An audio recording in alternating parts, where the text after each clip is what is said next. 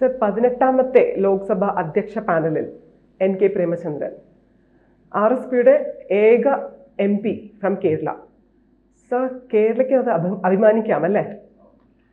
ഈ കേരളത്തിൽ നിന്നിപ്പോൾ എനിക്ക് തോന്നുന്നു 2 MP മാത്രമേ ഉള്ളൂ. ഒന്ന് നമുക്ക് ഏവർക്കും അറിയാം, കുറേ നാളായിട്ട് നമ്മൾ ചർച്ച ചെയ്തുകൊണ്ടിരിക്കുന്ന ഡോക്ടർ ശശി തരൂർ. മറ്റൊന്ന് NK പ്രേമചന്ദ്രൻ. NK പ്രേമചന്ദ്രനെ സംബന്ധിച്ചിടത്തോളം RSPയുടെ ഏക MP ആണ്. RSPക്ക് കേരള നിയമസഭയിലെ MLA-മാരൊന്നുമില്ല. പിന്നെ 2014 മുതൽ തുടർച്ചയായിട്ട് കൊല്ലത്ത് നിന്ന് വിജയിച്ചു വരുന്ന MP ആണ് പ്രേമചന്ദ്രൻ. ഓരോ തവണയും ഭൂരിപക്ഷം കൂട്ടിക്കൂട്ടി വരുന്നു, ജനപ്രീതിയും കൂടുന്നു, കൊല്ലം മണ്ഡലം വികസിച്ചു കൊണ്ടുവരിക്കുന്നു. അതുകൊണ്ട് ഈ പ്രേമചന്ദ്രൻ പാർലമെൻറ്റിൽ പോലും ഒരു ശ്രദ്ധേയമായിട്ടുള്ള ഒരു MP ആയി മാറിയിരിക്കുകയാണ്. നരേന്ദ്രമോദിയുടെ പ്രത്യേക ഇഷ്ടപാത്രം കൂടിയാണ് NK പ്രേമചന്ദ്രൻ. ഒരിക്കൽ ഓർക്കുന്നില്ലേ, പ്രേമചന്ദ്രനെ സഭ നടന്നുകൊണ്ടിരുന്ന ആ ഒരു കാലയളവിൽ പ്രധാനമന്ത്രി വിളിപ്പിച്ചു, അന്നൊന്ന് കാണാൻ പറഞ്ഞു. പ്രധാനമന്ത്രി വിളിപ്പിച്ചാൽ ഓടിയെത്തണ്ടേ? അങ്ങനെയാണല്ലോ. അതിപ്പോൾ ഏത് MP വേണേലും വിളിക്കാം അല്ലേ, ഒന്ന് കാണണം എന്ന് പറഞ്ഞാൽ ചെന്നേ പറ്റുകയുള്ളൂ. ചെന്നപ്പോൾ പറഞ്ഞു, നമുക്ക് ക്യാൻറ്റീനിൽ ഇപ്പോൾ ഒരു ചായ കുടിക്കാമെന്നും പറഞ്ഞു. പാർലമെൻറ്റിൻ്റെ ക്യാൻറ്റീനിൽ പോയിരുന്ന് 2 പേരും ചായയൊക്കെ കുടിച്ച് വർത്തമാനം പറഞ്ഞു. വേറെ ചില MP കൂടി ഉണ്ടായിരുന്നു. അത് കേരളത്തിൽ നിന്നുള്ള MP ഇദ്ദേഹം. ഇവിടെ എന്തായിരുന്നു പൊല്ലാപ്പ്? പ്രേമചന്ദ്രൻ BJP-യിൽ ചേർന്നു, BJP-യിലേക്ക് എടുത്തു, മോദി എടുത്തു എന്നൊക്കെ പറഞ്ഞുകൊണ്ടാണ്. എന്നിട്ട് ഈ ചായ കുടിയും കഴിഞ്ഞിട്ട് പോയി പിന്നെ പാർലമെൻറ്റ് സെഷൻ നടക്കുന്ന സമയത്ത് ഏതോ ഒരു കാര്യത്തിനെ ചൊല്ലി, ബില്ലിനെ ചൊല്ലിയുള്ള ചർച്ചയുണ്ടായിരുന്നു.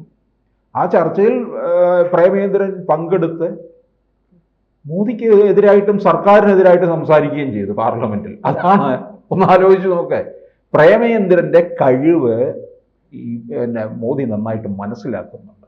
പ്രേമചന്ദ്രൻ സഭയിൽ പ്രസംഗിക്കാൻ എഴുന്നേറ്റാൽ പ്രധാനമന്ത്രി അവിടെ ഇരിക്കും, ഇത് പ്രസംഗം കേൾക്കാൻ വേണ്ടിയിട്ട്. കൃത്യമായിട്ട് കാര്യങ്ങൾ പഠിച്ച് അവതരിപ്പിക്കുന്നതിൽ ഒരു പ്രധാനപ്പെട്ട MP ആണ് ഈ പ്രേമചന്ദ്രൻ. എനിക്കറിയാവുന്ന ചില കാര്യങ്ങൾ തന്നെ പറയാം. കേരളത്തിൽ ഇപ്പോൾ, കേരളത്തിലല്ല, ദേശീയ തലത്തിൽ തന്നെ ഈ EPF-ൻ്റെ കാര്യത്തിൽ, പ്രൊവിഡന്റ് ഫണ്ട് പെൻഷൻ നൽകുന്ന അതിൽ വലിയ പരാതിയും കോടതിയും ഒക്കെ കയറി ഇറങ്ങിക്കൊണ്ടിരിക്കുകയാണ്. പിന്നെ കോടതിയുടെ വിധിയൊക്കെ വന്നു, മിനിമം പെൻഷൻ ഇത്രയാക്കണമെന്ന് പറഞ്ഞിട്ട് ഇപ്പോഴും അതിനകത്ത് അവ്യക്തമായിട്ട് നിൽക്കുകയാണ്.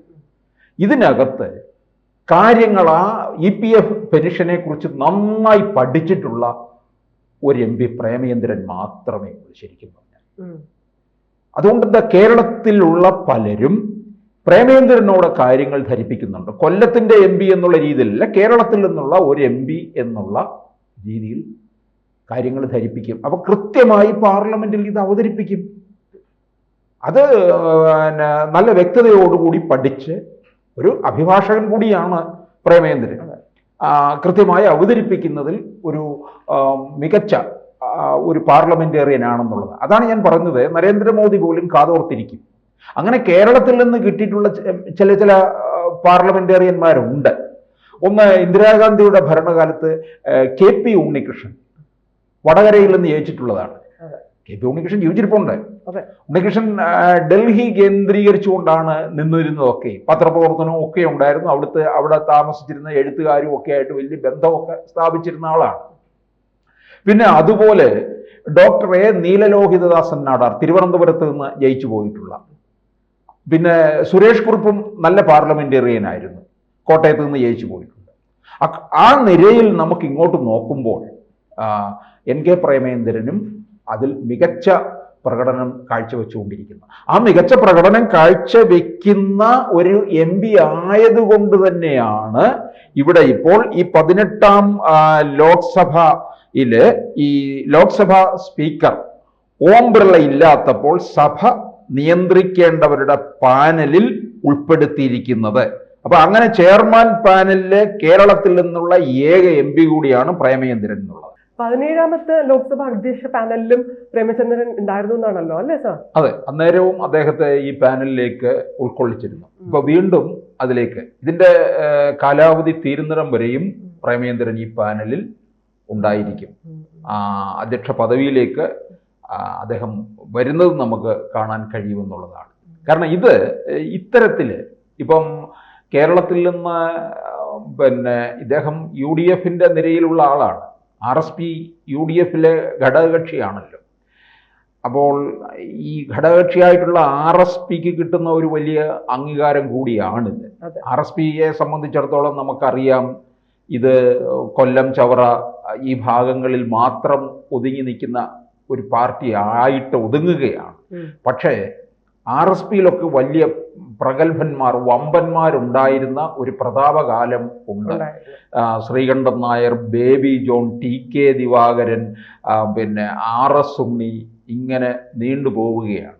ഇപ്പോൾ വന്നിട്ട് നമുക്ക് ഇപ്പോൾ ഷിബു ബേബി ജോണും ബേബി ജോണിന്റെ മകൻ പിന്നെ NK പ്രേമചന്ദ്രനുമായിട്ട് ഒതുങ്ങുകയാണ്. പ്രേമചന്ദ്രന് ഈ കൂടുതൽ അങ്ങോട്ട് ജനപ്രിയനും കൂടുതൽ അറിയപ്പെടാൻ തുടങ്ങിയതുമൊക്കെ ഈ 2014 മുതലാണ് എന്ന് വിചാരിച്ച് പ്രേമചന്ദ്രൻ അതിനു മുമ്പ് അറിയപ്പെടുന്നില്ല എന്നല്ല അർത്ഥം. 2006 VS അച്യുതാനന്ദൻ മന്ത്രിസഭയിൽ ജലവിഭവ വകുപ്പ് മന്ത്രിയായിരുന്നു.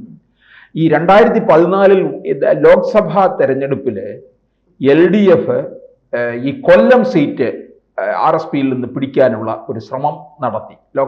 അന്ന് പിണറായി വിജയനുമായിട്ട് പിണങ്ങി ഇറങ്ങിയതാണ് AK സെന്ററിൽ നിന്ന് ഇറങ്ങിപ്പോയതാണ്. ഇറങ്ങി ചെന്നപ്പോഴത്തേക്ക് UDF കാർപ്പറ്റ് വിരിച്ചു കഴിഞ്ഞു, റെഡിയായി അവിടെ നിന്നുകൊണ്ട് മത്സരിച്ചു. അന്ന് 2014 പ്രേമചന്ദ്രൻ മത്സരിക്കുമ്പോൾ LDF-ന്റെ സ്ഥാനാർത്ഥി MA ബേബിയായിരുന്നു. MA ബേബിയെ ഒതുക്കാൻ കൂടിയാണ് അവിടെ കൊണ്ട് നിർത്തിയത് പിണറായി വിജയൻ. എന്നാൽ അവിടെ പോയി തെരഞ്ഞെടുപ്പ് പ്രചാരണ സമയത്ത് പിണറായി വിജയൻ പ്രേമചന്ദ്രൻ ഇങ്ങനെ LDF-നെ വഞ്ചിച്ചു എന്നൊക്കെ പറഞ്ഞുകൊണ്ട് അങ്ങ് പ്രസംഗിച്ച് കത്തിക്കേറി പ്രേമചന്ദ്രൻ പരനാറിയാണെന്ന് പറഞ്ഞു. പ്രേമചന്ദ്രൻ പരനാറി എന്നുള്ളത് അദ്ദേഹത്തെയാണ് വിളിച്ചതെങ്കിലും അതിൻ്റെ ദോഷം മുഴുവൻ അനുഭവിച്ചത് MA ബേബിയാണ്. കാരണം പ്രേമചന്ദ്രന് വലിയ ജനപിന്തുണ ഉണ്ടാവുകയും ചെയ്തു, വിജയിക്കുകയും ചെയ്തു. 2019 വീണ്ടും പ്രേമചന്ദ്രൻ മത്സരിച്ചു. അന്നേരവും പിണറായി വിജയൻ ഇതുപോലെയെന്ന് അന്ന് പത്രക്കാരെടുത്ത് ചോദിച്ചു, പ്രേമചന്ദ്രൻ പരനാറി തന്നെ ആണോ എന്ന്. അപ്പോൾ പറഞ്ഞു പരനാറി എന്നും പരനാറി തന്നെയാണ് എന്ന് ആവർത്തിക്കുകയും ചെയ്തു. അപ്രാവശ്യം തോറ്റു, LDF തോറ്റു. ബാലഗോപാലാണ് മത്സരിച്ചത്. ഇതാ കിടക്കുന്നു പ്രേമചന്ദ്രന്റെ ഭൂരിപക്ഷം ഒന്നും കൂടി ഉയർത്തുകയായി. 2024 ഇപ്പോൾ കഴിഞ്ഞ ലോക്സഭാ തെരഞ്ഞെടുപ്പിൽ പ്രേമചന്ദ്രനെതിരെ ഒരു സ്ഥാനാർത്ഥിയെ CPM-ന് കിട്ടാത്ത സ്ഥിതിയിലെത്തി. ആരെ നിർത്തും?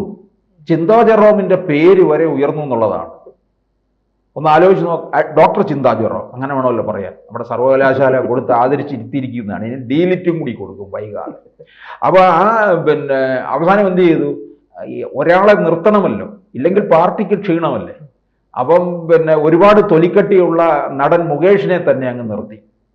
മുകേഷ് വിചാരിച്ചു എന്നെ അങ്ങ് ജയിപ്പിച്ച് പാർലമെന്റിൽ കൊണ്ടുപോയി ഇരുത്താൻ വേണ്ടിയാണ് CPM-ന്റെ എന്തൊരു എന്നോടുള്ള സ്നേഹമെന്നൊക്കെ വിചാരിച്ച് ഇദ്ദേഹം അങ്ങ് ഒരു ചാവേറായിട്ട് അവിടെ നിൽക്കുകയും ചെയ്തു. 8 നിലയിൽ പൊട്ടുമെന്ന് പാർട്ടിയിലുള്ളവർക്ക് പോലും അറിയാം. കാരണം ഇദ്ദേഹം മുകേഷ് MLA ആയിട്ട് നിൽക്കും. MLA ആണ് ഇപ്പോൾ കൊല്ലത്തെ. ജനങ്ങൾ മുഴുവൻ എതിരാണ്. പിന്നെ അപ്പോൾ ചോദിക്കുക എന്തുകൊണ്ട് 2ാം തവണ ജയിച്ചു എന്ന്. കോൺഗ്രസ് തല്ലുകൊള്ളികളുടെ കാര്യം കൊണ്ടാണ് ഇവർ ജയിച്ചു പോയത്, LDF ജയിച്ചത്. കോൺഗ്രസിനകത്ത് പടലപ്പിടക്കവും തമ്മിൽ പാരവെപ്പുമാണ്. അന്ന് അവിടെ നിന്ന് കോൺഗ്രസിന്റെ സ്ഥാനാർത്ഥി സുഖമായിട്ട് ജയിക്കുമായിരുന്നു. ഇനി അതുകൊണ്ട് എന്താ, ഇനിയിപ്പോൾ 26 തെരഞ്ഞെടുപ്പിൽ കൊല്ലത്ത് മത്സരിക്കാൻ വേണ്ടി കോൺഗ്രസ്സുകാർ മത്സരമാണ്. ഞാൻ നിൽക്കും എന്നുള്ള മട്ടിൽ നിൽക്കുകയാണ്. പക്ഷെ RSP ചോദിക്കുന്നുണ്ടല്ലോ ഞങ്ങൾക്ക് ഇത്ര സീറ്റ് വേണം എന്ന് അല്ലേ? അത് RSP കൊടുക്കില്ലേ? ചിലപ്പോൾ അവിടെ അവർ കൊല്ലം ഉന്നയിക്കുന്നുണ്ട്, ആ. കൊല്ലം മണ്ഡലം കൂടി. പക്ഷെ അത് കൊടുക്കുമെന്ന് അറിയത്തില്ല. അത്തരത്തിലുള്ള സീറ്റ് വിഭജനത്തിലേക്കൊന്നും കടന്നിട്ടില്ല RSP. കാരണം എന്തായാലും പ്രേമേന്ദ്രൻ ഉണ്ടാക്കിയിരിക്കുന്ന ഒരു ഇമേജ് ഉണ്ട് കൊല്ലത്തിന് കിട്ടിയിരിക്കുന്ന. കൊല്ലം അങ്ങ് മാറി, പഴയ കൊല്ലമൊന്നുമല്ല ഇപ്പം. ഇപ്പൊ നമ്മൾ ശരിക്കും പോയി കഴിഞ്ഞാൽ പണ്ട് പറയുന്ന ചൊല്ലിപ്പോൾ അർത്ഥവത്താകുകയാണ്. കൊല്ലം കണ്ടവൻ ഇല്ലം വേണ്ട എന്നുള്ള രീതിയിലാകുകയാണ്. പ്രേമേന്ദ്രൻ അത്തരത്തിലങ്ങ് മാറ്റിയെടുത്തു. റെയിൽവേ സ്റ്റേഷനൊക്കെ വലിയ വികസനത്തിലേക്ക് കടന്നിരിക്കുകയാണ്. കൃത്യമായിട്ട് കേന്ദ്രത്തിൽ നിന്ന് പ്രേമേന്ദ്രൻ ആ ഫണ്ട് കാര്യങ്ങളൊക്കെ കിട്ടുന്നുണ്ട്. ഇപ്പൊ ശശി തരൂർ തിരുവനന്തപുരത്തിന്റെ MP ആണ്.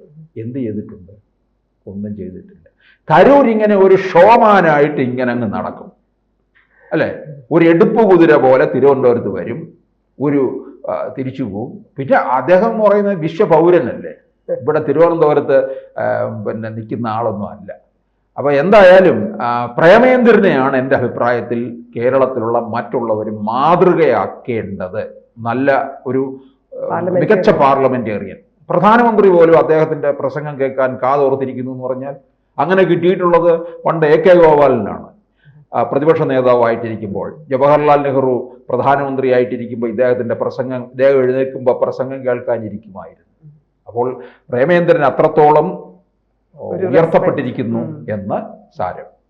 കൂടുതൽ വാർത്തകളും വിശേഷങ്ങളും നിങ്ങളിലേക്ക് എത്താൻ ABC മലയാളം സബ്സ്ക്രൈബ് ചെയ്യുക, ബെൽ ബട്ടണും അമർത്തുക.